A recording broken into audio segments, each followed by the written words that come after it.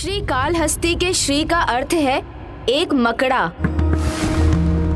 हाँ, कितना भी अविश्वसनीय क्यों ना हो, किंतु उनका प्रथम भक्त एक मकड़ा ही था।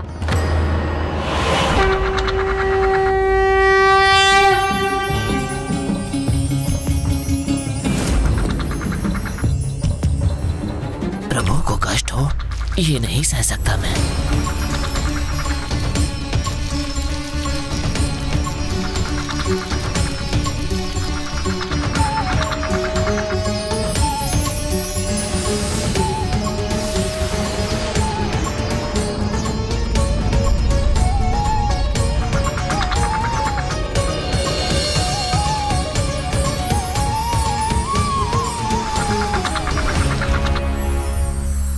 और जाल बुनूंगा, किंतु सूर्य की इन किरणों को प्रभु के शिवलिंग तक नहीं पहुंचने दूंगा। किंतु उस मकड़े का ये दृढ़ता भरा निर्णय था और विश्वास भी था कि प्रभु के शिवलिंग सदैव सूर्य की किरणों से सुरक्षित रहेंगे।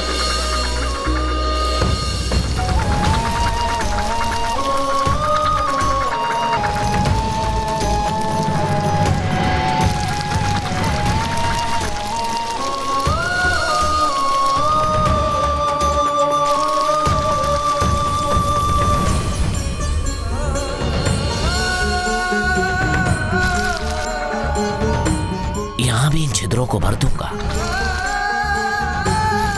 प्रभु का वो मकड़ा भक्त इसी प्रकार पूर्ण निष्ठा से ऐसे ही प्रभु की सेवा करता रहा।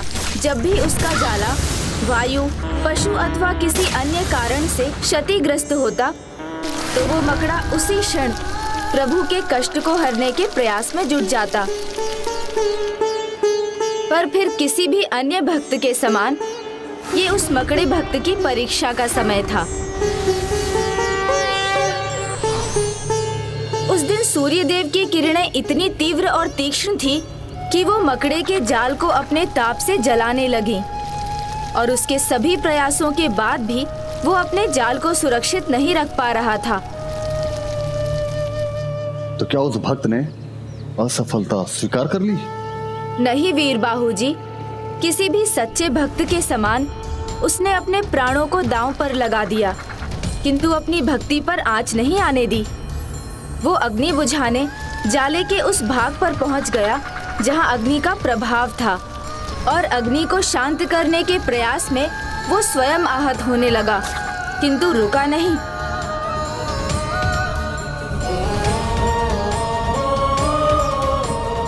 ये तो मात्र उस भक्त की परीक्षा थी। शिवलिंग का स्पर्श होते ही उसे प्राण दान प्राप्त हुए।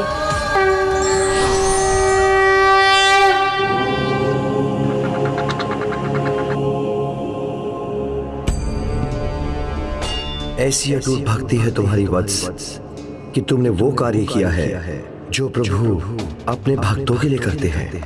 अपने प्रभु को ही अपनी छत्र छाया से ढक दिया तुमने, तपती धूप में छाया प्रदान की।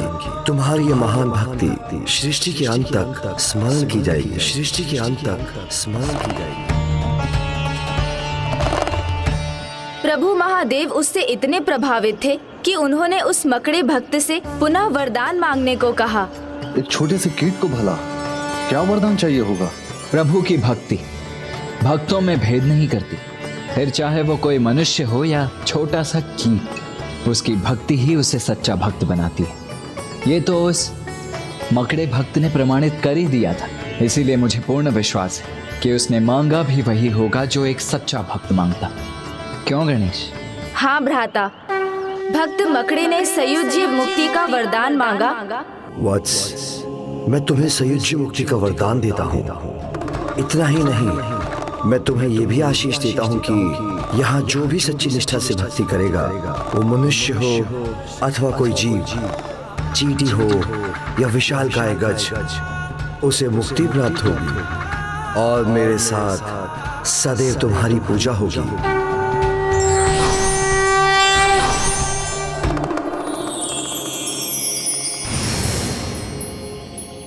हे श्री ज्ञान मूर्ति गणेश जी, श्रीकाल हस्ती में श्री नाम कैसे जुड़ा ये तो ज्ञात हो गया मुझे, किंतु काल और हस्ती ये शब्द, इनकी उत्पत्ति कैसे हुई? जैसे वो मकड़ा प्रभु का भक्त था, वैसे ही एक काल अर्थात एक सर्प और हस्ती अर्थात एक गज भी महादेव के भक्त थे। प्रत्येक भोर में वो गज हस्ती पुष्प गुच्छ और बेलपत्र के साथ अपनी सूंड में जल लेकर आता था।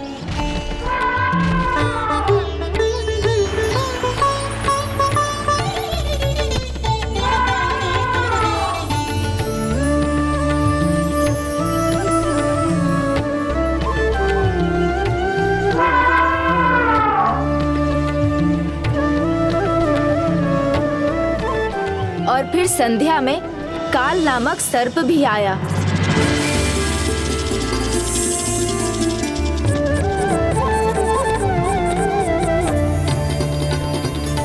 उस सर्प के अनुसार वो पत्र और पुष्प प्रभु के योग्य ना थे, तो उसने प्रभु के स्थान को स्वच्छ किया, फिर शिवलिंग को मणियों से सज्जित किया और प्रभु पूजा में रम गया।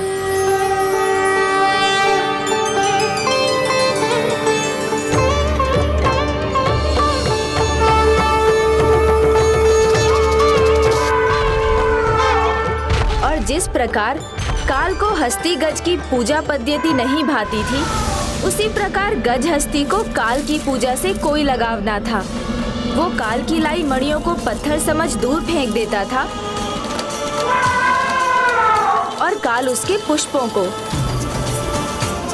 ऐसा कुछ दिनों तक निरंतर चलता रहा, किंतु एक दिन क्रोधित होकर उस गज ने मणियों को जलाशय में फेंक दिया। जब रात्रि में सर्प वहां पहुंचा, तो वो प्रभु के शिवलिंग के निकट पुष्प और पत्र देखकर बहुत निराश हुआ। उसने अपने अनुसार उस स्थल को स्वच्छ किया, फिर उसकी प्रतीक्षा में वहीं स्थित हो गया जिसने उसकी मणियों को हटाया था। और फिर अगली भोर दोनों शिव भक्तों में युद्ध छिड़ गया।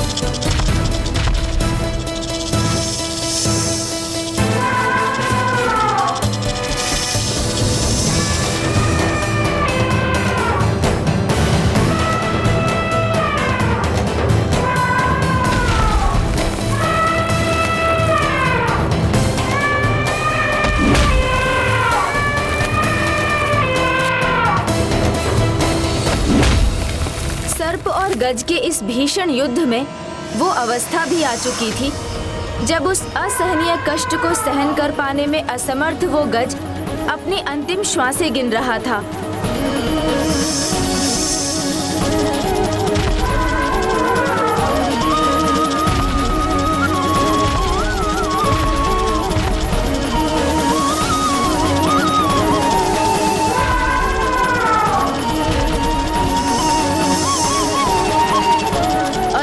पुष्प उठाकर शिवलिंग के निकट पहुंच गया और सर्प भी मणि उठाकर प्रभु के निकट।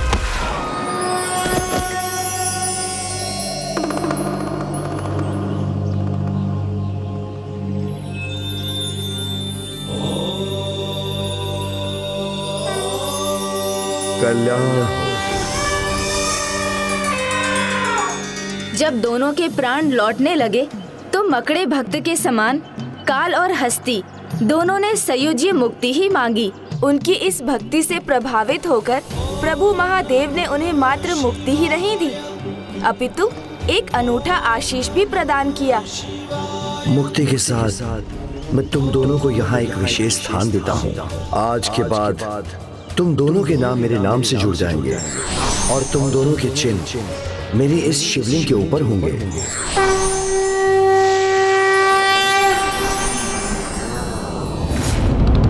इसीलिए उन तीनों भक्तों के सम्मान में प्रभु के इस मंदिर का नाम पड़ा श्रीकालहस्ती। श्रीकालहस्ती।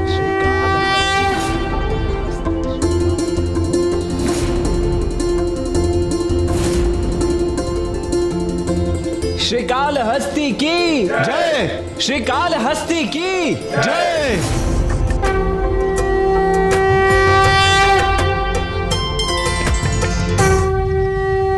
तुमसे प्रभु श्रीकालहस्ती की ये कथा जानकर मन बड़ा आनंदित हुआ गणेश, किंतु अब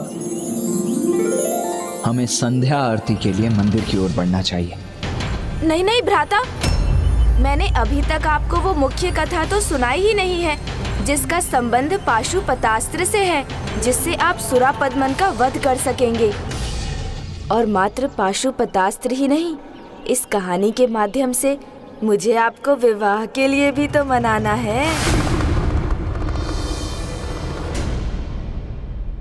माँ, जब प्रभु महादेव किसी ऐसे कार्य के लिए कहीं प्रस्थान करते हैं तो आप अपना समय कैसे व्यतीत करती हैं? ये कैसा प्रश्न पूछ लिया मैंने? माता क्या सोचेंगी? तुम्हारे इस प्रश्न का अर्थ मैं समझती हूँ पुत्री। हो ना हो, तुम भी पुत्र कार्तिकेय को अपने स्वामी के रूप में स्वीकार करने लगी हो। पुत्री, जब महादेव ऐसे विशेष कार्यों के लिए बाहर जाते हैं तो मैं उनके कुशल क्षेम के लिए पूजा में व्यस्त रहती हूँ। इससे मेरा ध्यान भी बटा रहता है और मैं किसी भी कारण से उनका ध्यान नहीं भटकाती। किंतु मैं अपने मन को कहाँ व्यस्त रखूं? तुम भी अपना ध्यान लगाने के लिए महादेव का 16 सोमवार का व्रत कर सकती हो। इससे तुम्हें अपना मनचाहा वर भी मिल जाएगा और तुम उसके हित में पूजा भी कर सकोगी।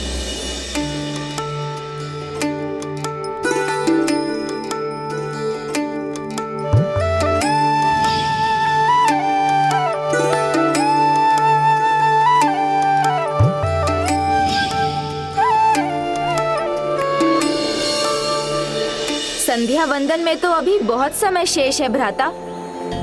आप कहे तो मैं पाशुपतास्त्र की कथा भी सुना दूं? हाँ गणेश, सुनाओ। पाशुपतास्त्र महाभारत के लिए अत्यंत आवश्यक था। इसलिए महादेव के महाभक्त अर्जुन, जो महाधनुर्धारी थे, उन्होंने यहाँ अपनी तपस्या आरंभ की। किंतु बाद में उनकी तपस्या के कारण पिताश्री महादेव और उनके बीच युद्ध छिड़ गया।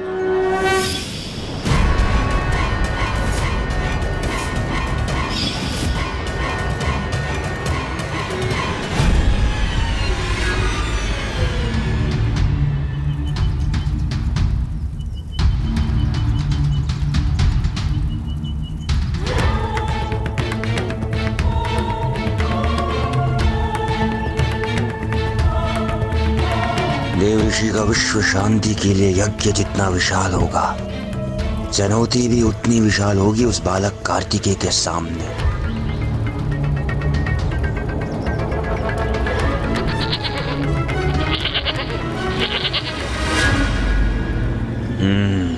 यह जब वो कार्य करेगा जो मेरा शक्तिशाली असुर शक्ति बाहु नहीं कर सका।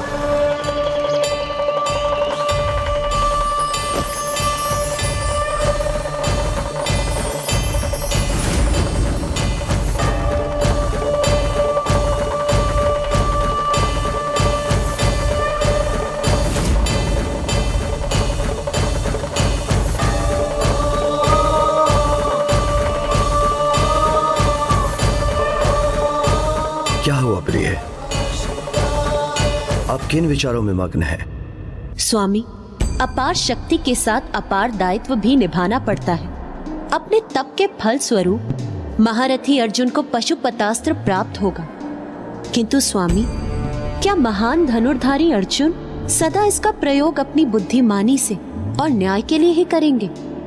यह तो हमें तभी ज्ञात होगा देवी, जब अर्जुन की परीक्षा होगी।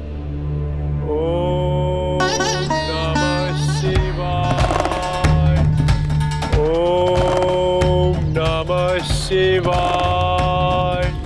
इसी मध्य दुष्ट दुर्योधन ने वाराह मुकासुर को अर्जुन के तप को भंग करने के लिए भेजा। ये कोई साधारण वारा तो नहीं है प्रभु।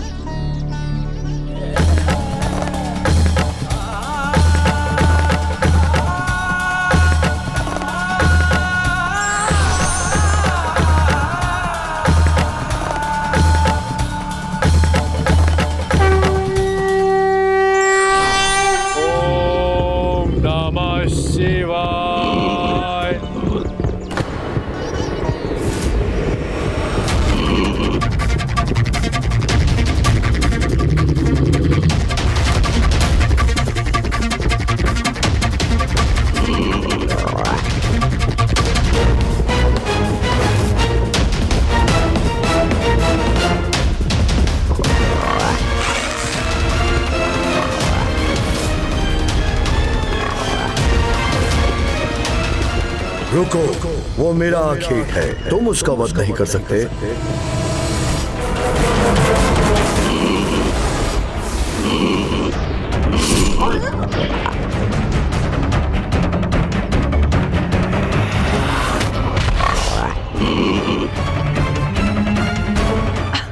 आपका लक्ष्य तो अति उत्तम था स्वामी। एक ही बार में आपने इतने विशाल और भयंकर वारा का आखेट कर दिया।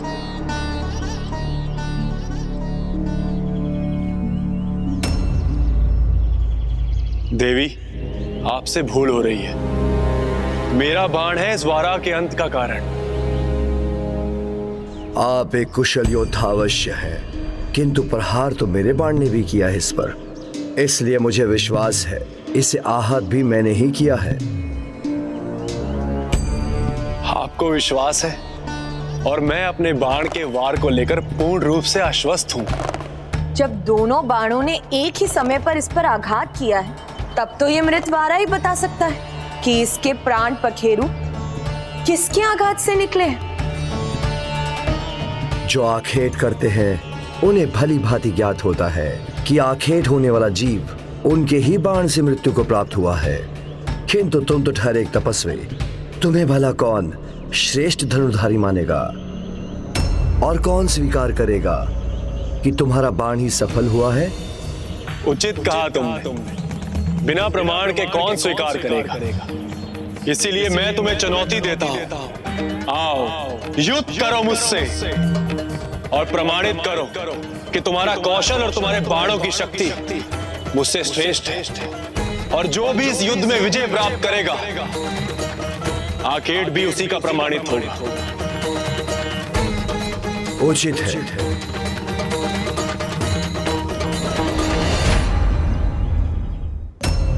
महायोद्धा अर्जुन को ये ज्ञात ही नहीं था कि उन्होंने किराट अवतार में प्रभु को चुनौती देकर स्वयं अपनी परीक्षा स्वीकार की थी। मेरे साधारण बाण ही तुम्हें पराजित करने के लिए पर्याप्त है।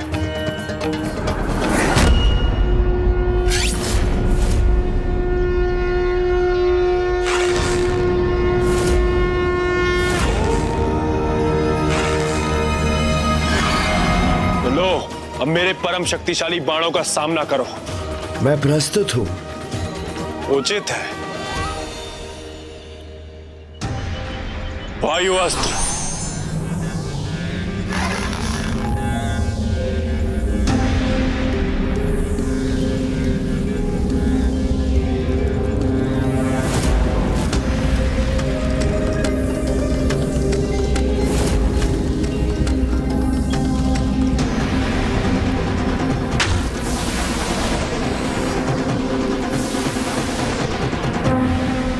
अर्जुन का युद्ध कौशल, उसका सामर्थ्य अति उत्तम है, किंतु उसकी परीक्षा विशेष है।